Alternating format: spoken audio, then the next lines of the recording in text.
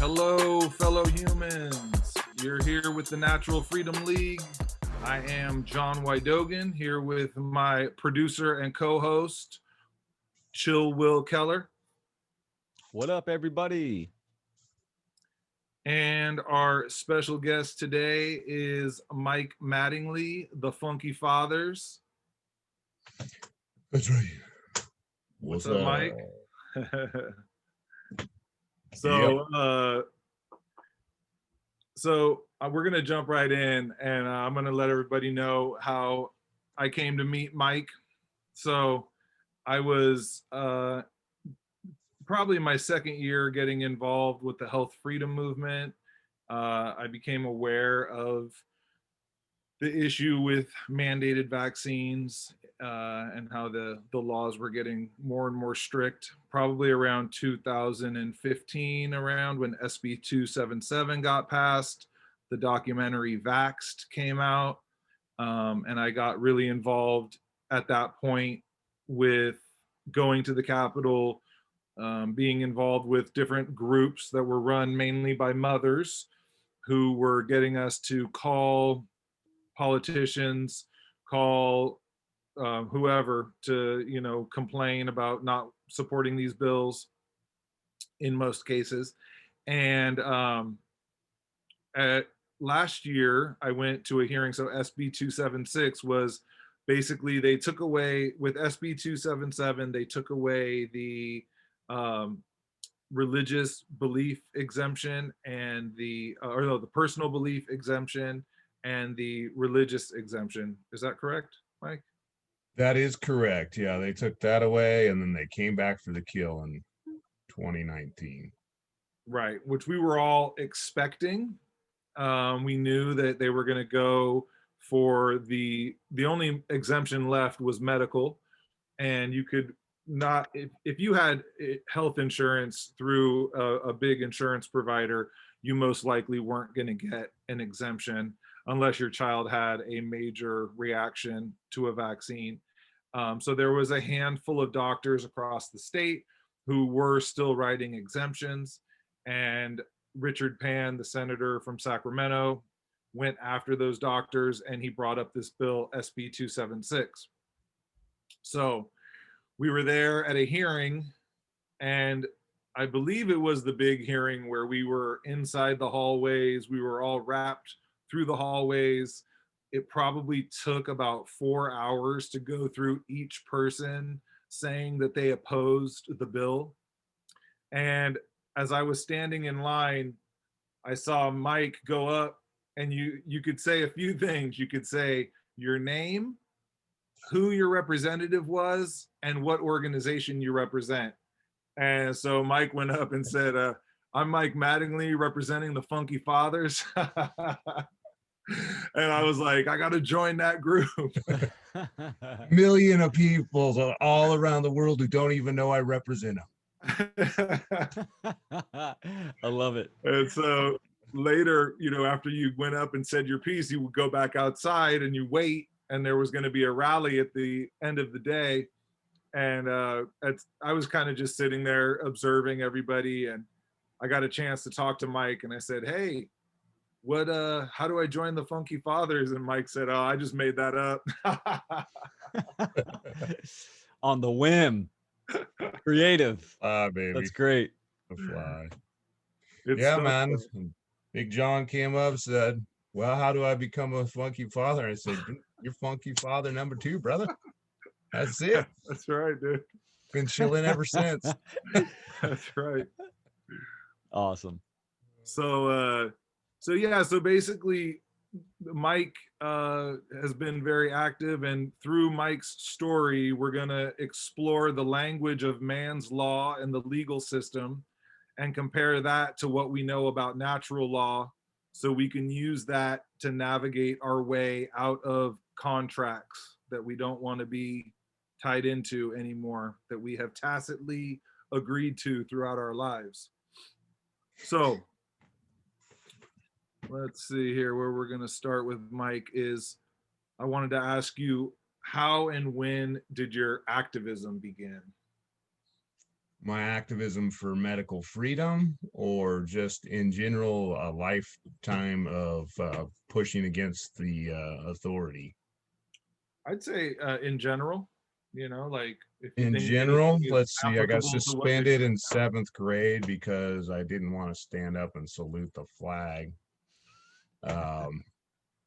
Because of like in my school, we had a bunch of Vietnamese and Korean kids who came over, and people like to beat on them quite a bit because a lot of their fathers were in the Vietnam War. It was like that era, and these kids came over on a boat. They set sail without a sail. They just started paddling, and they got over here somehow. So I had respect for them just as survivors, people like that. And I just didn't think we should be running around the world dropping bombs on people. So that's pretty much when it started for me. Although I don't know, it's been a lifelong endeavor, not no 3-hour tour. I've been out there doing it. I've been singing anti-racist songs for years, and some of them don't appear to be anti-racist songs, but they are, because they're also don't hate on people for any reason. That's really one of my principles in my life is equity for people. Government has this paradigm where they pretend that they care about you and are going to help you and love you and take care of you, just as long as you participate in their narrative and hate on each other and pick a side, one side or the other. And it's an infinite world, and we're supposed to pick 2, 3, 4 sides. Everybody's got their own issues, everybody's got their own problems, but somehow we boil it down to 2 problems to solve the world, and that's never going to work. So I've known this for a long time. Was the Ralph Nader puppet in 2000 at the Democratic National Convention. There was like a 14-foot puppet. I walked around as Ralph Nader for a while. I'm not really a big fan of the Green Party, but I know that we need another party to give up some different points of view, right? Make America green again. Yeah, I mean, I'm not interested in I'm not even really interested in politics really anymore, except for the fact that it keeps entering into my life, right? Right. I've got a lot of friends who say, hey, just, envision the perfect world that you want to live in and just go live it. And I spent a lot of my life doing just that. And then these parasites came to my door and started telling me how I had to poison my children, and I'm just not interested in that. And so I really thought SB 277, which was one that took away the religious and philosophical exemption, there was no way it was constitutional. There was no way, and it's not constitutional. They can say what they want, but it's a violation of the 4th Amendment. I mean, I'm supposed to be secure in my person, place, and property. And your property, you are your property. Your signature is your property. They can't just be taking your stuff without it, and try to maintain this like truth that they're constitutionally sound. And I know like a lot of people aren't down with the Constitution, but the Constitution is filled with natural law. Common law is the law of the land. We're supposed to be sovereign beings. When we defeated the British, all the sovereignty of the kings fell on the people. So we're all sovereign beings. We don't. And then, so if you're a sovereign being, the statutes and ordinances that they're trying to instill upon our children and ourselves do not apply. They do not apply to me. And that's really, I think, our strength. We need to start saying that does not apply to me. I am not one who I am not one who is required to follow your statutes and ordinances. You And know, that's the kind of language we need to start speaking to these people, not, please, dear God, don't take my rights away. No, right. you don't have the authority.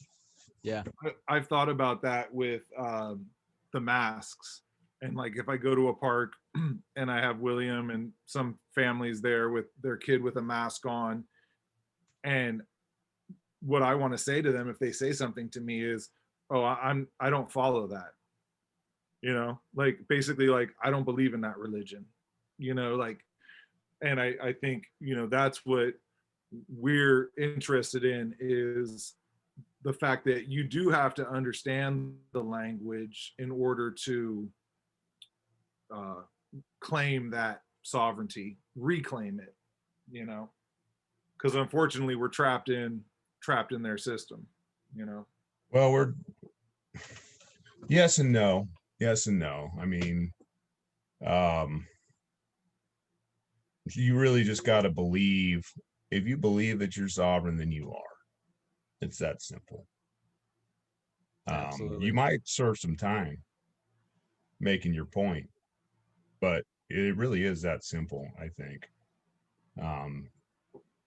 More They have people no need to step authority up over it. and express that too. More people need to step into that role and express it. You know, government's like the ultimate gaslighting. So Absolutely. They come at you. They say that's illegal, but it's lawful. So it may be illegal in your jurisdiction, but in my jurisdiction, it's lawful, and I have standing, and you do not. So beat it. And that's really what we're doing in Santa Cruz. I mean, there's a whole group of us who are just standing our ground, and you know, we're trying to flip the script a little bit with the mask thing. When they hassle us and try to take us out of the store, I basically just say I don't do that. So I'm in a different kind of category. A lot of people are trying to say, you know, I have a medical exemption. Other people just say I'm exempt. I really just, I don't wear those. And that creates a lot of problems. And I'm just like, I don't have to. It's not a mandate, blah, blah, blah, all that stuff. And then they threaten you with trespassing. So in Santa Cruz, we're trying to flip the script and start calling the police when they won't let us in on the grounds that they're discriminating against us, because they're a public accommodation. And we have like 9 pages, law, statutes, ordinances, the 1964 Discrimination Act or something like that. So there's a lot of actual law on the books in all jurisdictions that do not permit them to do what they are doing. So, you know, they can't say, hey, you have to wear that mask. If you say you have to wear a mask or you can't come in, but that's not discrimination, or I'll make some exceptions for you and I'll shop for you, or, you know, come in during these hours, you're not a public accommodation. You're a private business. Well, you're not a private business. So that's discrimination. You know, if they were doing it because I was black, or if I was I don't know, Asian or whatever, that wouldn't fly. But because it's a mask, it flies. So I think they're going to end up like cutting their own throats with this stuff. yeah, It's like they found a way to discriminate against everybody, right? Right. They found a Well, common, everybody who's not in the program of bowing down to the government. yeah, a common threat that everyone carries with them at all times, which you know, we know they were prepping us for that with the anti-vaccine movement. I mean, you know, the pro-vaccine, anti-vaccine movement, that whole debate. They were prepping us for this. They were prepping us for Yeah. a world where everyone is afraid of germs, you know, They and were think, training on the kids. They were training to convince the people that you are responsible for somebody you do not know and their health problems. So somehow I am responsible for everyone on the planet's health concerns, which, you know, at the time I was like, this is nuts. And I actually went to some meeting at Berkeley where they had a bunch of medical board doctors speaking on discrimination and the anti-vaccine movement. And this guy from Marin, can't remember his name. I know he's on the medical board though, because I saw him vote for this stupid bill. He said that it was the greatest thing when the kid with leukemia said, I just want to go to school. And somehow that overrode Otto's situation with being in a wheelchair because because they had to have something that he didn't want or he didn't know the dangers of. So, but he just treated it like that was the greatest thing ever because it really changed the narrative, because I just want to go to school. Well, what about all the kids who want to go to school and not be vaccinated? Take care of yourself. Go in the plastic bubble. Boy in the bubble. Now it's the whole society in a bubble. Yeah. No good. That's ultimately what it's all about, responsibility, right? People don't want to take responsibility for their behavior and their actions and their sovereignty. It's like, you know, you incarnate on this in this reality, you're responsible for yourself, you know, like an adult. Absolutely. So it's about self-ownership. Yeah, that's what our country's based on. Oh, we're not here to worry about you. There's actually constitutional legislation that flat out says you don't have to care about somebody else. That's already been adjudicated. We don't have to care. That makes me think about how I remember when Learn the Risk was out. There was this website that was putting up billboards about vaccine information. And I remember I was thinking we should have something called Assume the Risk, and like sort of showing people that when with life, you assume certain risks, you know, like if you choose to go in a car, you're assuming the risk of you could get in a car accident. If you choose to eat a piece of steak, you're assuming a risk of maybe choking. If you go swimming, you're assuming the risk of drowning. These are all things that, you know, you get sick, you get, you know, a cold, you get the flu. We all assume the same risks. And like they've created this world where they've made you believe that you can somehow avoid illness and that form of suffering, and that the way to do that is through pharmaceuticals. I want to transition into the what you got arrested for, and then what kind of strategies you learned after that. The thought I had was how the health freedom movement really was a good training ground to turn you into an anarchist because we got to see no matter how many people stood there and said no, these people still passed the laws anyway. And it erupted that day with Mike in the gallery. He just started busting out the lyrics to one of his songs that he had written for the movement, and he just stood up, started rapping it, and yeah, that started basically a small uprising at the state capitol. I've seen that, baby. I've seen that video Capital to a handful capital, of state times. by state. Got a lot of freedoms that they're coming to take.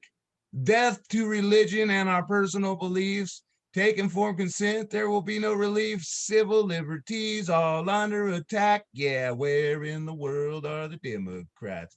No senator, assemblyman, or governor. They all bow down to farmer and they follow the herd. Those words are more true today.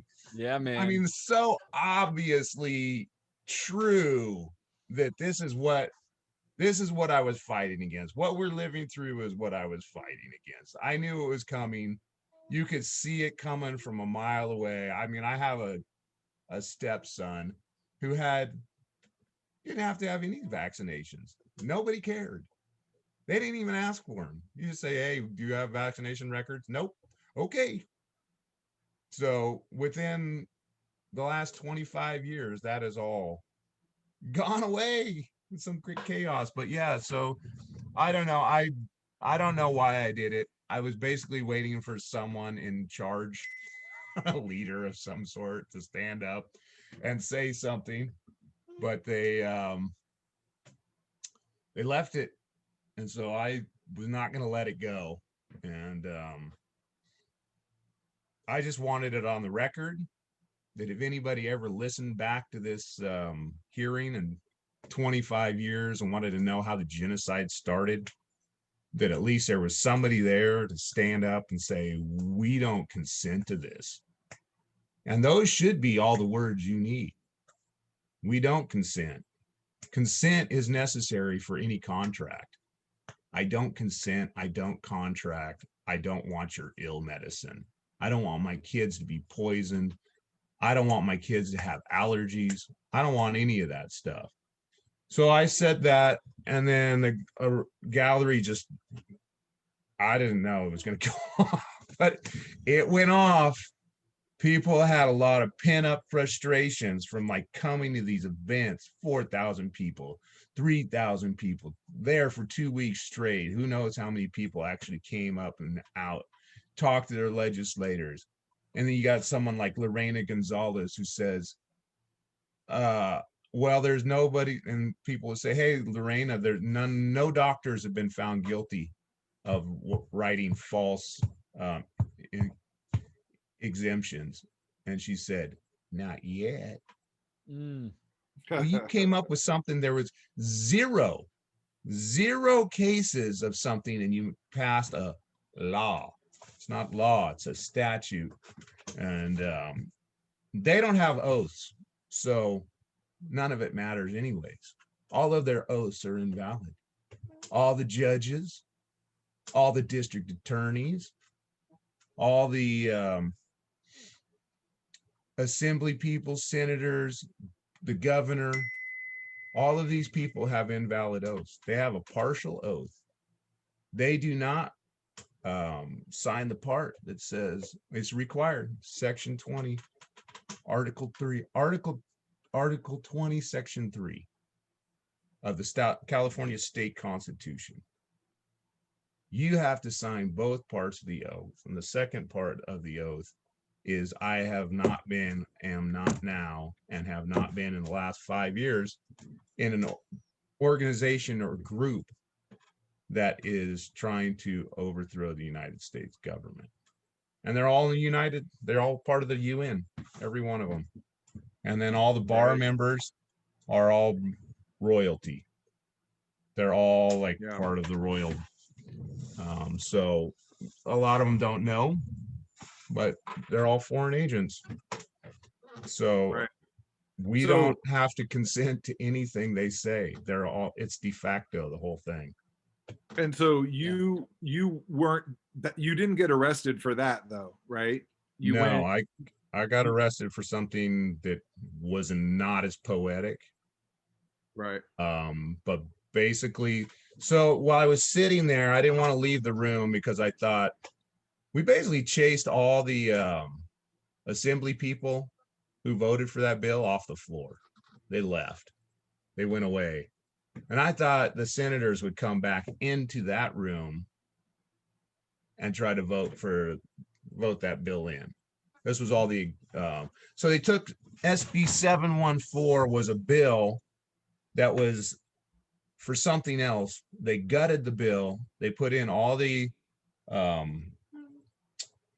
amendments that Gavin Newsom wanted in order to pass SB 276. They didn't hear it. They heard it's supposed to be heard 3 times on each floor in 3 different days. That gives the public time to comment on it, to talk to their legislators.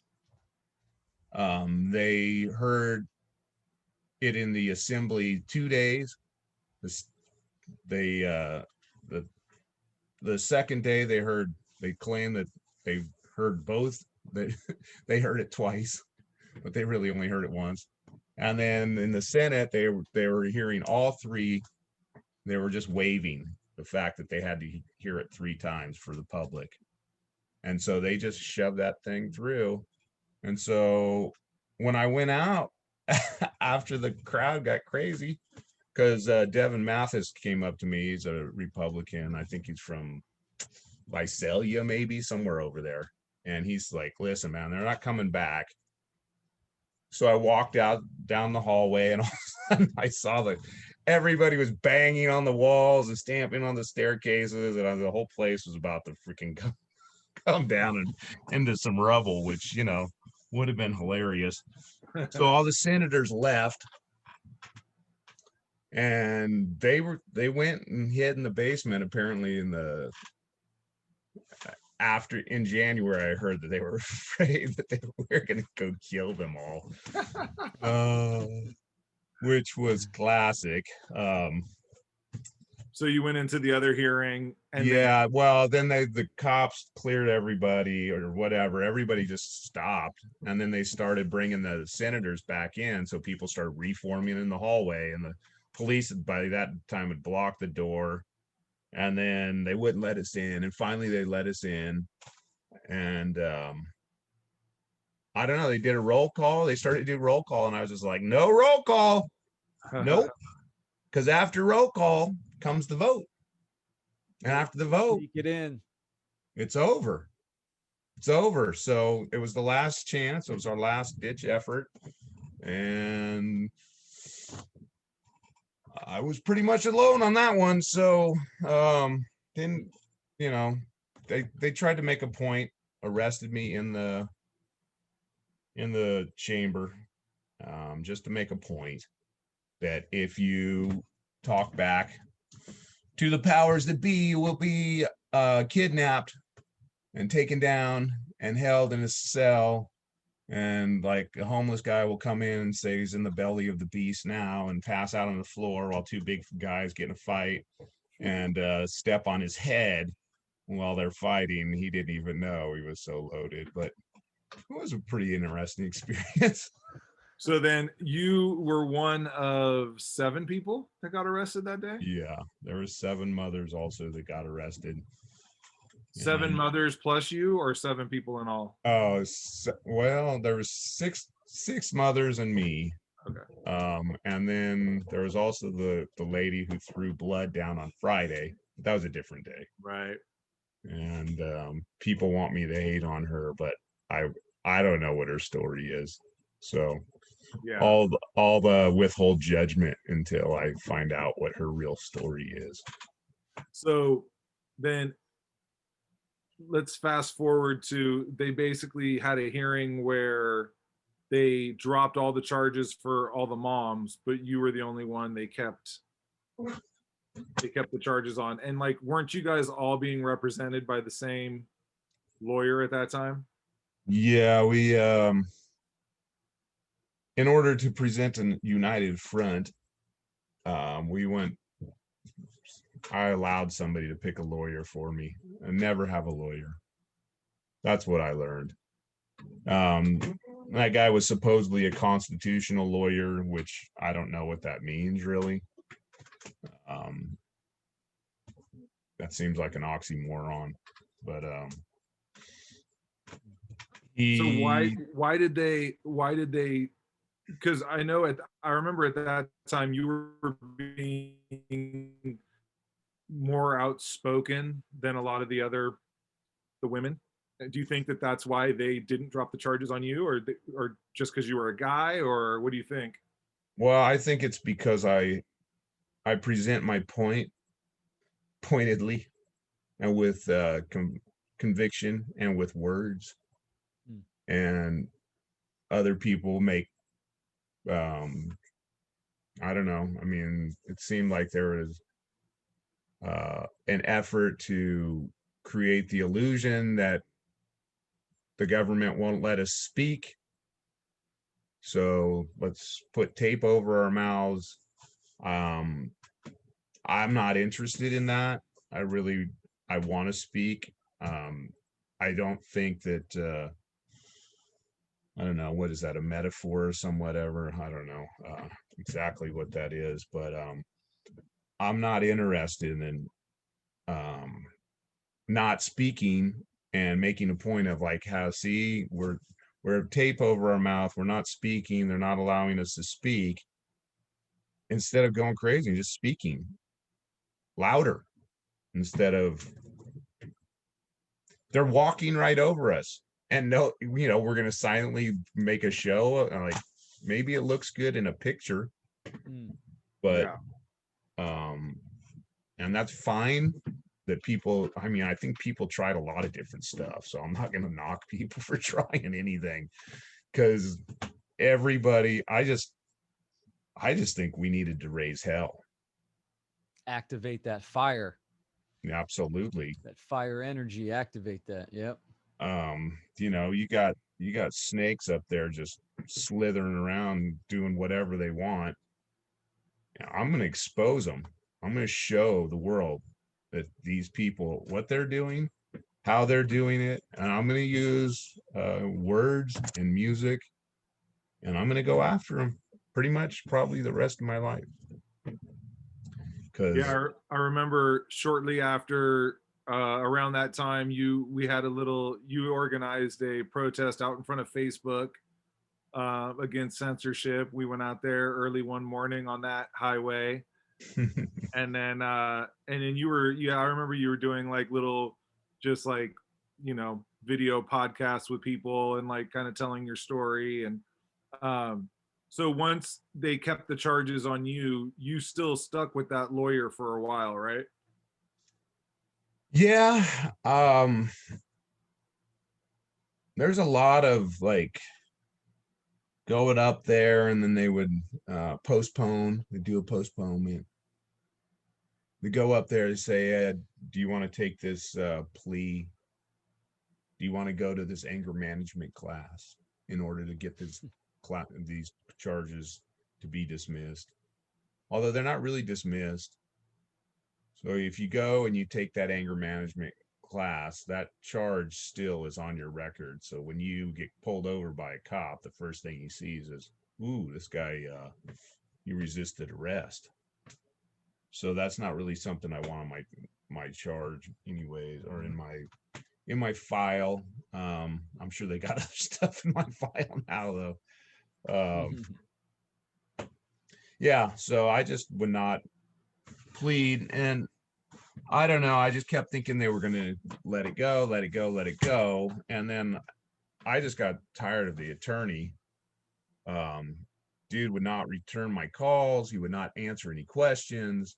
He wanted me to take the plea, and then I found out through all of this study that these guys get part of any plea deal. They get a fund, they get paid.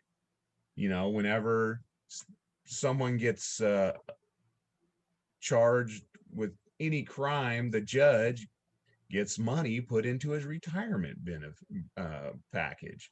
Jeez. I mean, this is some corrupt BS that needs to be done away with permanently. Nobody should be going to jail for victimless crime. It's not part of the common law statutes. It's not common law at all. Show me the victim. Where's the victim? There was no victim. So that was part of my defense after I got rid of the lawyer. He said he couldn't win the case. He wanted $10,000 to try to lose, I think. Yeah. Yeah, I want remember $10,000 to try to lose too. I remember one day when you had talked to the lawyer and you were like, I want you to go in there and ask them to drop the case. And then and then he's like, all right. And then you went down to the courthouse the next day and they weren't letting you in because of the mask or something, right? Yeah. And then they were like, oh, your lawyer was already here and he extended it.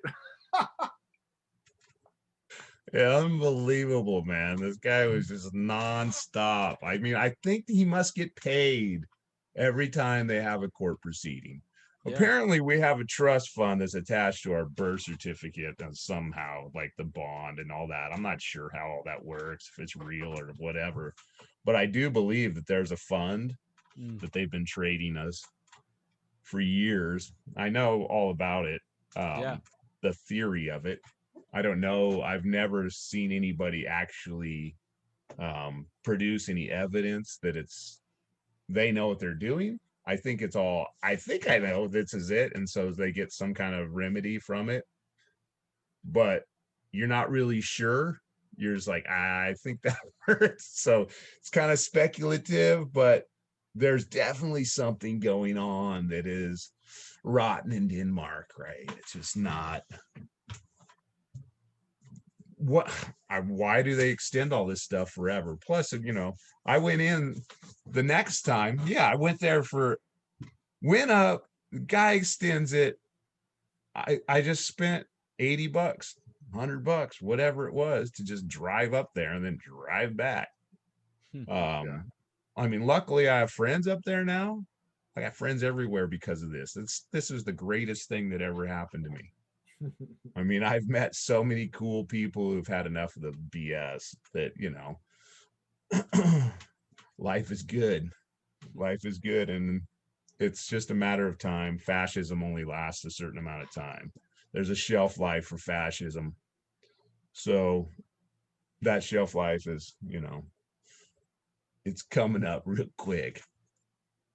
So, and then the next time I went in, it was it. I mean, the attorney, at that point, I was just like, you know what? I'm just going to see what happens if they drop the case, because it was now time to put up or shut up. And I went in, and they wouldn't let my witnesses in. I had witnesses. I wanted people to see what was going on. And you walk into the courtroom, right? The door opens, the double door opens. And then there's like this podium. And then you walk in and there's like rows of seat on each side. That's like a tiny theater. There's probably about 10 rows. And you go in and the judge is up on the right side, about 8-10 feet in the air. And then this really bizarre flat screen TV is way over on the far right wall, and it's got like 6 attorneys in it, and you're like, how does anybody keep any of this crap straight? Your head, it's too much to take in. You don't know who's talking to who. You don't even know where to look at. Where's the camera? What is going on? And then I was talking to the judge asked the attorney, well, what do you want? I mean, what's going on? And he's like, well, Mr. Mattingly wants us to get out of the way, and he's going to take over the case now. And then they gave me this Ferrata notice, and I was basically telling the judge was like, well, don't you think you should have an attorney? And I was like, not really. Well, just because you've had one bad attorney doesn't mean they're all bad. Well, I've seen enough. And she tried to tell me, like, because I was an Uber driver, haven't you ever had a ride where you couldn't get along with anybody? I'm like, nope. Pretty much figure out how to talk to everybody. So you can shove that one out. That's not working. And then, just they made me sign this thing saying I was competent, and then I signed it, with prejudice. And then UCC 1-308 1-103, because when you do that, and there's there's different schools of thought on whether that is actually has any value. But what you're saying to the court is, I don't give up my rights. That's what UCC 1-308 is basically. I'm not giving up any of my rights. I don't agree to any tacit contracts or any unknown contracts, no coercive contracts, none of that. And then the 103 in the UCC requires that all codes run in harmony with common law. And so if you force it to run in harmony with common law, they have to produce a victim. They don't have a victim. The state can't be the victim in common law. And that's who I was up against the state. You know, what's the state? The state of mind, state of people, the state of what? Well, the state of California. Well, what's that? So I'd signed that thing. So I thought, you know, okay, cool. I may have an out there. Now I can try to, so basically I was trying to claw back jurisdiction. So there's a few different jurisdictions you can get into. Common law is where you want to be. That's where all your constitutional rights are. Then you can get into admiralty or maritime, but all of that stuff runs under UCC, which is contract law. So everything that you get arrested for has a value to it. It's a charge. They charge you. That means that's money. Money out. So each crime or statute, ordinance, or whatever kind of code they've got, they're going to take money from you. And that's really what it's about. And they just let a few people win. Either people they don't want in their courtroom exposing them, or just somebody to like make it look like every now and then somebody, you know, see the court system's not totally corrupt. So at that point that you broke away from your lawyer, I know you had already been going to some different like law groups. Talk about some of those groups and who you ended up really learning from and using their approaches, and what type of approaches you used. Sure. I used, well, I'll just kind of do it in order. The first person that I started learning this from really was a guy named David Strait. David Strait is, you know, the first person I really heard talk about common law and natural rights and going in and saying, I'm here on special divine assignment to take care of this problem. I'm here to seek remedy. And they'd be like, well, what are you seeking remedy? I mean, what's going on? What does that even mean? Well, what he's saying is my divine rights. I'm a human. You're talking to my capital letter person. Who's your capital letter person? That's on your driver's license. It's on your birth certificate. It's on almost every bill you get. Yeah. So that's where they think that the birth certificate is tied in. You're the human being. They turned you into a corporate fiction when you're born. And then so now I went and claimed these entities though. So I've been kind of like, people are coming to me and saying, check this one out, and you want to learn this one. But apparently when you're turned into this corporate entity, you're floating around in public. You're unclaimed, right? You're just out there. So, and I heard David Strait say, attorney, the bar attorney, their first allegiance is to the bar. Second allegiance is to the court. third allegiance is to the public, and the fourth allegiance is to the client. Well, I could never figure out the public thing. Like, why was that included? But if you think of yourself as a vessel lost at sea, unclaimed, floating around, at that point, you're a public trust. The public's taking care of you because nobody's claimed you. Nobody has you. You're floating in the public. But this guy said that if you claim your corporate fictions, then they can't attach them. They can't come after you in that way. Now, I don't know that one. That was like a last resort kind of thing that I was going to throw out there because I'm not really familiar with that, but I'm going to keep going. I'm going to keep like investigating all of this stuff. It's fascinating. So I did David Strait, and then I got in with Cal Washington a little bit and started looking at the notice of liability and things of that nature. And then I started working with a guy, Fritz at Large, and he's out of Santa Cruz. And then Kevin Smith, who does like, his is a lot of Christian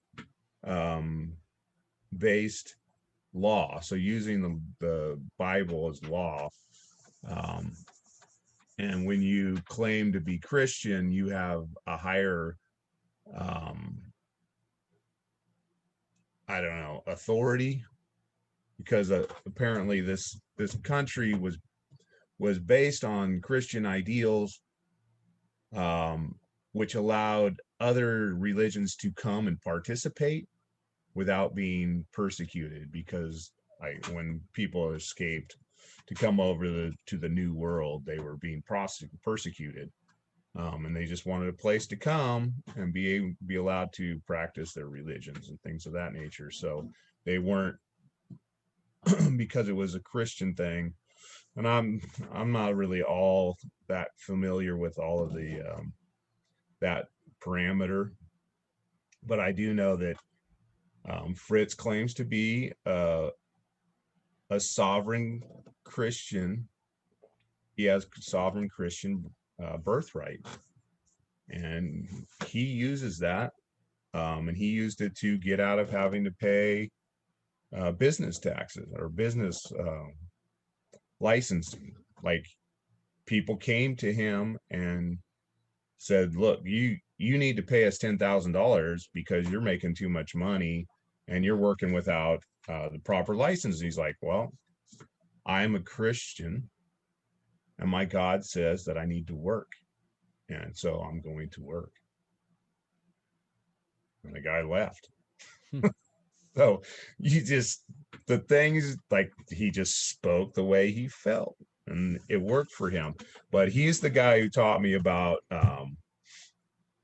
I conditionally accept your offer to state my name upon proof of claim that I would not be entering into a contract with you or this court. Or if the judge, I was going to use that in my case. Well, let's see. Fritz is like, go after their oaths, find out if they have valid oaths. They don't. Okay, so I actually have the presiding judge's oath. I have the judge who saw me on that last event where I took over my own case, who said, I don't know that much about this case. So, well, that doesn't seem right. Can we get someone in here who knows what's up? Because my life's in the freaking line. What are you talking about? So I got hers, and I know that the district attorney of Sacramento County oath is invalid. So she's an imposter. Every person she appoints is an imposter. The position is vacant, and yet they still function, color of law. So then we started going to this guy Truman. I don't want to say his last name because he's 85, never driven with a driver's license, never had a business license, never had any license of whatsoever. He's been sovereign his whole life. He just never just didn't do it. He would not do it, but he came up with a notice of violation that was kind of based on some of what Cal Washington did. Right. So the notice of violation attacks them. It says, listen, you are violating my rights. I am telling you. We use this in Santa Cruz. Okay, so kind of why I know it works is we put on notice the chief of police, the mayor, the head of the sheriff's department, the city planner, and the health officer of Carmel and Santa Cruz. This was the Friday before Labor Day. And we basically said, you have no authority to shut down the beaches. And we went and sat up on the beaches and nobody bothered us, right? And they were threatening us the last few weeks and they left us alone. And then we went down to Carmel and we marched through town.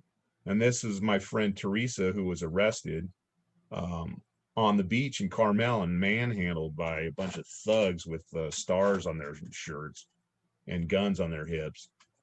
And then they left her after they held her in jail. So they kidnapped her, held her in jail for about 8 hours and dumped her out in Salinas, 40 miles from her house. Jeez. At 2 o'clock in the morning. Oh, wow. And these are the people who are like, they care about you. These are the people who are taking care of us. I'm not saying every one of them's like that. I pray to God that most of them aren't, but there's enough of them who are just out there to push people around with the authority they have.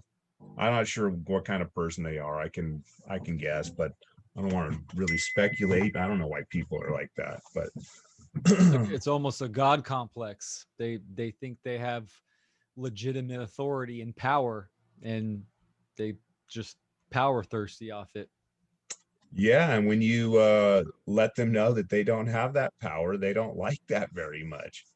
And that you have as much power, more power, because you're not in a position like they are. You actually have more authority. So we got out and marched through town. David Rodriguez on the bullhorn, letting people know the pandemic was over. And then I was singing my songs behind, just wandering through town, stopping in front of the restaurants. People were smiling. They were all enjoying themselves. We had people join us as we marched down to the beach, got down to the beach. It was taped off, freaking cut the tape. We let everybody know the beach was open. We went out and we sat down on the beach. And then way down the beach, this cop was coming with us. He's got his lights on. He's getting almost up to us. And he takes a hard right. And my buddy Tim's all, did you get our notice? And off they went, right? And then the beach, like everybody started streaming onto the beach. And these guys came up to us and they said, yeah, the cops said this morning that the beach was closed unless the protesters show up. For me, someone says that, I'm gonna let you know I'm a protester. The beach is open. Sweet, I'm here. Confirmation. Yeah. So then I got to see that notice of violation in full effect, and basically it's saying, stop attacking me, depriving me of my rights. Knock it off. And if you don't, we will strip you of your conferred immunity and you will be sued in your personal capacity. And they don't like that. So then I got together and I was like, okay, I'm doing this. And in my mind, I was just going to walk into court. But then my buddy Andrea says, you should call my friend who took a case all the way to the Supreme Court by herself and try to see what she thinks. And so we had a conversation. Her name's Cheryl. And she said, you need to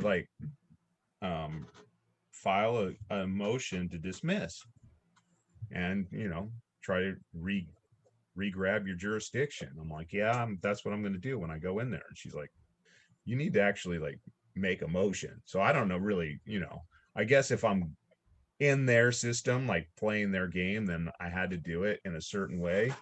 And I didn't know how to do it, but I had all the information. So my buddy Sue Ann, who's 70, I want to say 75, 76 years old.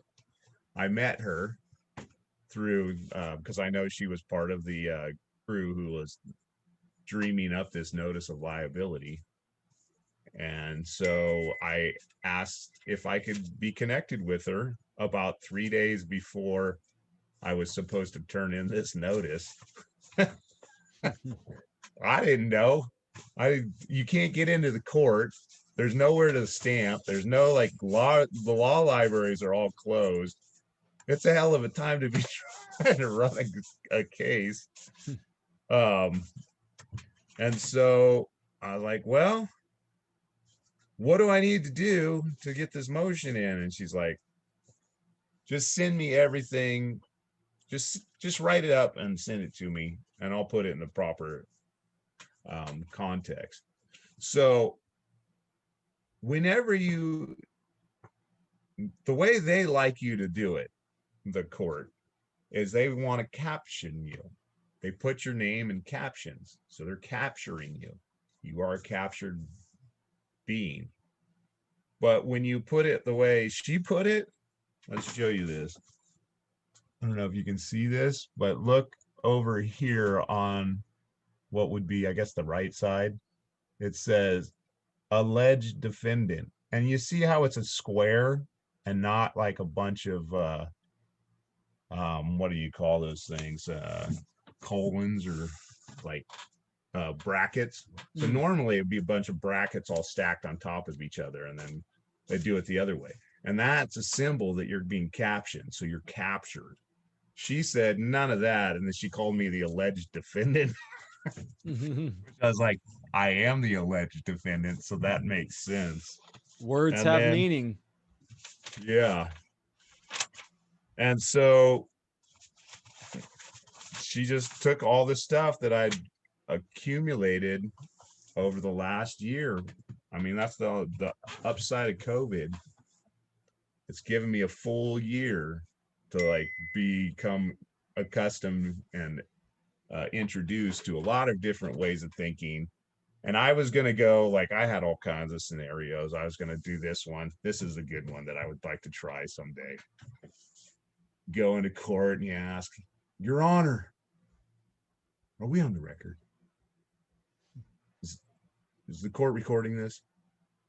And they say, yes, the court is. Oh, great. So, Your Honor, I'm a beneficiary, and as a beneficiary, I'm going to appoint you the trustee. And as my trustee, I'm going to ask you to dismiss all charges to never be returned. And then I want $20,000 in redemption. They're supposed to carry a checkbook, right? The judges and prosecutors. Yep. So I had this like as my backup. I wanted to do it. I was going to start that one. And then my buddy was like, I don't know. I wouldn't go that route quite yet. You know, I still had another option like on the 19th. But when I filed that notice of violation with the presiding judge and all participating judges, and then the next day, then the day of my court, I went and got their oaths from the clerk's office.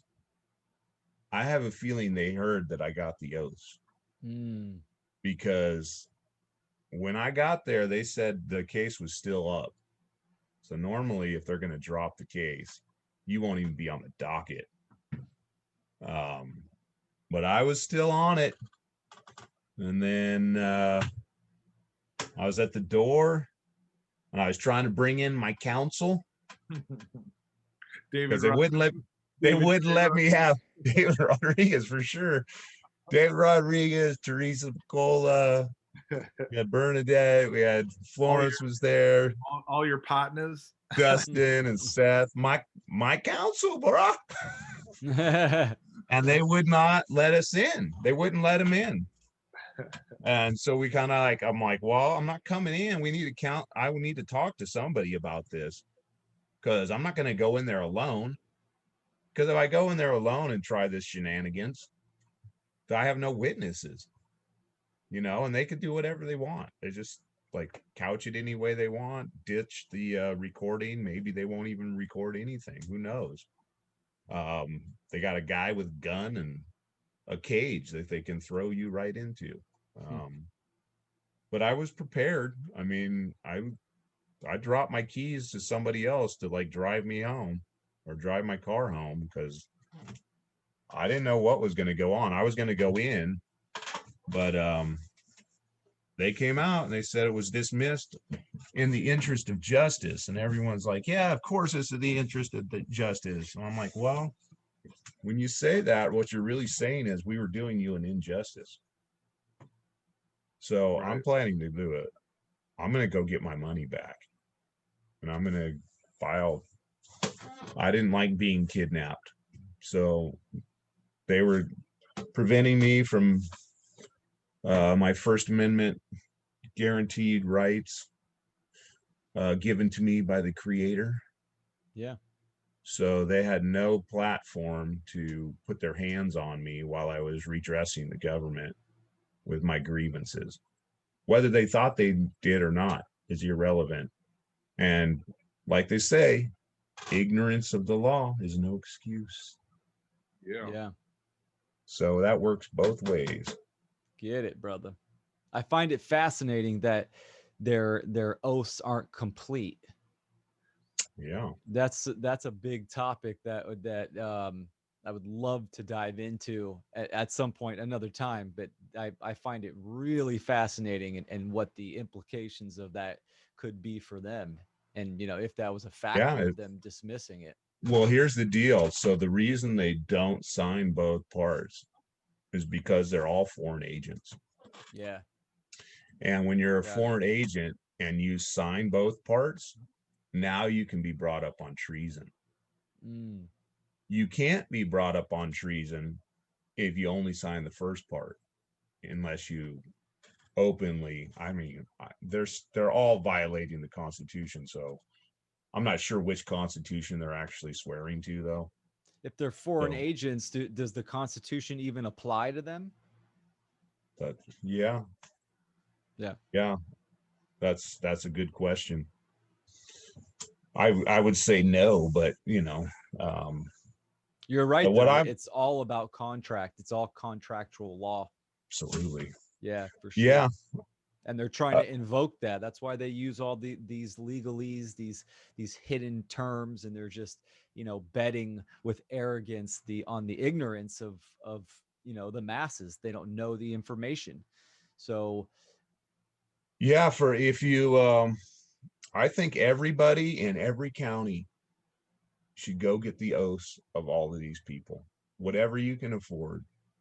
Go get the DA, go get the judges, go get Lorena Gonzalez's oath, go get Dr. Pan's oath. Do the health directors? Do the health directors take oaths? They do. They all have an oath, and they're all part of the UN. I know. I'm about to be an oath collector. Yeah, man. I got the one in Santa Cruz. I got my health director in Santa Cruz. I got her. She pretends like she's the underling, but she's really like just this little Asian. So she looks really young, but I don't think she's really young. And she is driving Santa Cruz. And this other person's more like a figurehead. I think Gail Newell is a figurehead. And then there's like, they brought in some lady who's like organizing the campaign to stop COVID, who was like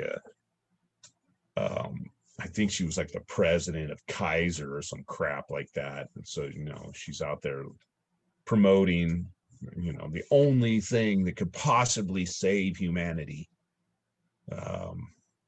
It's just as simple as an enema.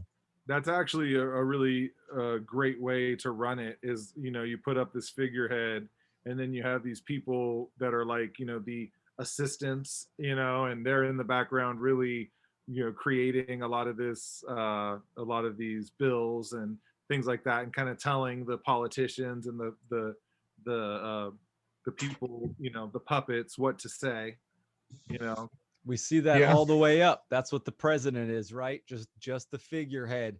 The real movers and shakers are behind the scenes. Let me tell you, I would love it if Trump blew my mind. It was actually like this classic, like out of the woodwork, just dude who's like can like stop the whole thing.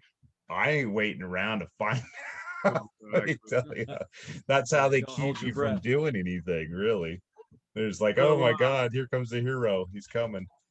well, that's what I'm saying too. Like, even like going through the health freedom debacle in California, you realize even these Republicans who were sort of standing up for us, they weren't really saying any of the information that we were giving them. Like, they'd go up to these hearings and make their speeches, but they wouldn't talk about the points that we had told them over and over and over again.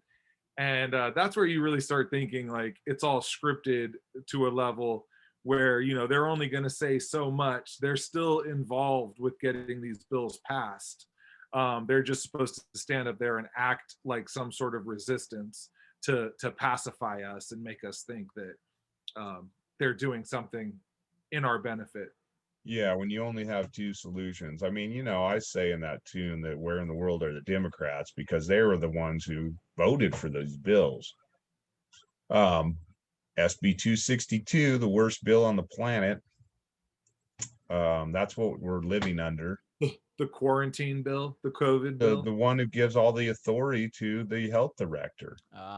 Boy, if there's now an outbreak is 3 cases. So if there's an outbreak, she can quell an outbreak with any means necessary. What kind of Yeah. crazy ass German Nazi program are we running? I mean, Dr. Mengele would be freaking going, wow, man, this is so much better than what I had. Yeah. I mean, these guys are like out of their minds, and they were supposed to be good with it, but they all voted it in. Every one of them. It was unanimous. So now there was no pushback from any Republicans because they said, but what if there's like typhus or whatever in the homeless community? They need to have that power. Do they? Right. I don't think so. Well, they needed it for this, right? They definitely need it for this. So get ready. I mean, I am one who does not participate in your statutes and ordinances. Thank you. Yep. Beat it. Yeah, the most powerful word is no. Yeah, and No. they're gonna test. They're gonna test and Yeah. see if we're gonna stand up or not. This is it. Yeah. So I know I'll be standing up. So that's like a perfect place to close off. It worked out well, you telling your whole story. One last thing to kind of close out, I wanted to talk about something that you did throughout all of this while all this was going on, which is your Capitol tour. So why don't you give us a little breakdown of how you took a little 3-week tour across half the country? Well, it was a little shorter than that. It was 13 days. And I was compelled to go by the divine. I don't know why I did it. I just basically wanted to go to as many capitals as I could, play my We Do Not Consent song on as many capitals as possible in 13 days. Turns out you can do a lot of capitals in 13 days if you sleep in your car. So I did 25 capitals, everything on the west side of the Mississippi, and then Baton Rouge and Jackson, Mississippi. So, and then I stopped at Mount Rushmore, and my friend was like, you should go to Mount Rushmore and try to get, it's on the way, kind of. So it's 3 hours out of the way or whatever. So I was like, okay, cool, I'll go down. So I'm just trying to find a spot that I can record myself in front of the monument. And I keep going down and down. And there's like a little amphitheater, and I'm walking down to the bottom of the steps. I'm like, get down to the bottom, like right in front of the stage. I'm like, this looks like a pretty good spot. So there are people sitting in the amphitheater. I don't know what they're waiting for. I guess there was a show that was coming up. So I just took my guitar out, started singing my tune. And then, nobody booed. So I played another one.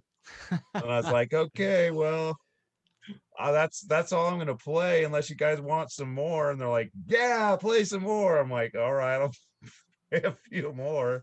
You guys can tell I'm an activist though, right? Like, duh, whatever. So it was fun.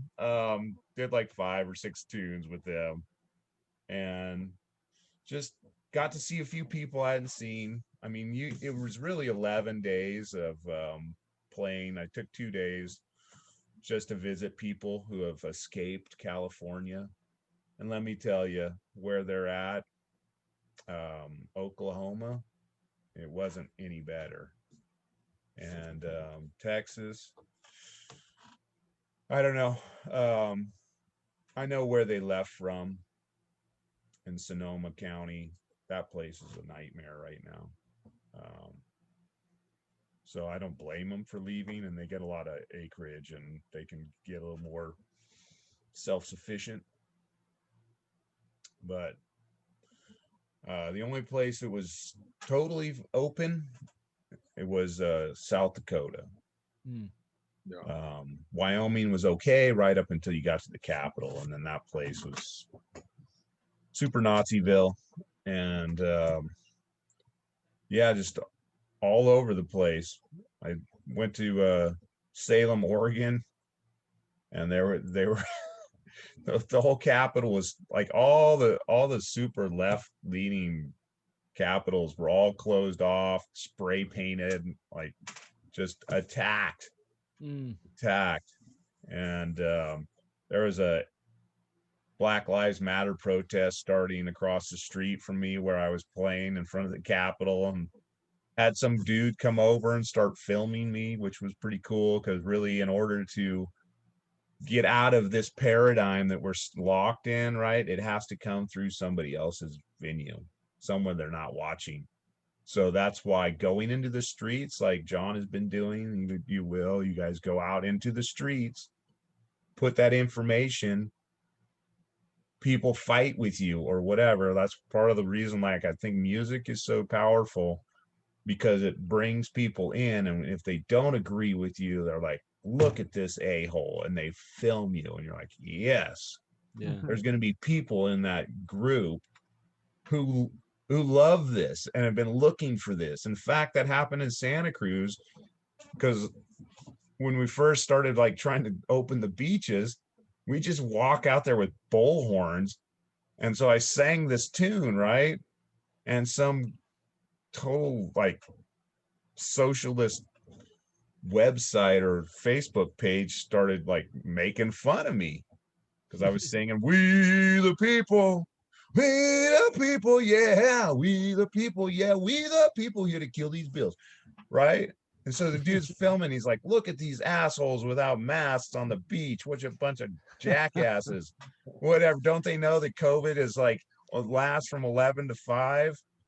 What's wrong with these people?" And then the dude's like, "But dude can sing though, or cat can sing." That's what he put. Cat can sing. We had people come because they heard I could sing. Yeah. And they saw me singing in their thing, and they showed up because it looked like fun. Yeah. So we're doing concerts. I've met a lot of like musicians through this who want to be free. And so playing music with people who want to be free is awesome.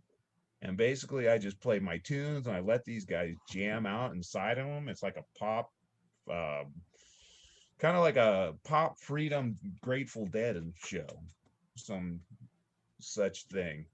So I have the structure of pop tunes, and I just let them have at it inside these tunes. And it's been really fun. We've been doing Twin Lakes on Saturday evening for the bonfire, and then the free hugs that David Rodriguez is promoting, that he's been doing for I think it's 20 straight weeks now, where they go out with signs and just say, hey, free hugs, open up. The And- videos are amazing. Your videos, his videos, all you guys doing that, going down to the beach and stuff. It's really Yeah, phenomenal man, it's and motivating and inspiring. we are in the home of the New World Order. That was the first place to sign on to Agenda 2021 was Santa Cruz, California. Oh, wow. So when we win there, the whole thing crumbles, Yeah. right? Yeah. Because that place is, I don't know, they're under a spell, no doubt. They're definitely under a spell. They can't see through it, but I mean, Yeah. we're gonna win. We're already winning. We already won. You know, Yeah. it's just a matter of time. So I'm not really concerned. I've got this vessel I wander around in, but my spirit is not going to be hampered by these people ever. They can do whatever they want. Yeah, it's about activating and action, right? Getting out there and doing it. Yeah. Just So like you this might said, be music. this Friday and Saturday may be the last bit we do because it's getting cold and hard to play. Mm. Yeah. So I mean, I'll keep going, but I think people are like getting having a hard time playing. So we might have to like move it up into like a more of a daylight period where it's a little warmer. Our fingers aren't frozen. Yeah. But yeah, come out if you guys want to see what I was we're just up gonna say to. that John and I might have to make a trip. Yeah, Funky Fathers, baby. Yeah. Funky Fathers and the Freedom Foundation. So the Freedom Foundation is all of the homies come in and just jam out with me. Yeah. And then I'm the Funky Father. So, you know, Love it. You know, I think we're gonna probably, if it's okay, we'll probably title this episode "The Funky Fathers and the Freedom Foundation." That's all yeah, right, man. Mike. I'm good with it. You know, that's what it's about. We got to be the base of freedom. We got to build it wide. So Yeah. And it works out good because we're all about alliteration. that's right. So anyway, I wanted to thank Mike. Mike, you're an inspiration, and I really wanted to get someone on here who's actually out there fighting it. And I think there's a lot to learn and to bring together from, you know, our focus of natural law, and then how that applies to when you actually have to take on the system because they are attempting to violate your rights. And so it's important to learn the language, learn the techniques, learn the different approaches. And so that's why we wanted to have you on. And we also want to promote what you're doing. So we appreciate you being here. Thank you. And thanks for working through the technical difficulties. Yeah, man. Seem to follow me wherever I go. Tell Tiki we said thanks for letting us use his room. Yeah, I will. All right. Right on, Mike. All right. Peace, you guys. Keep up the good work. And always remember, put something good in the air. In the air, baby. Gia.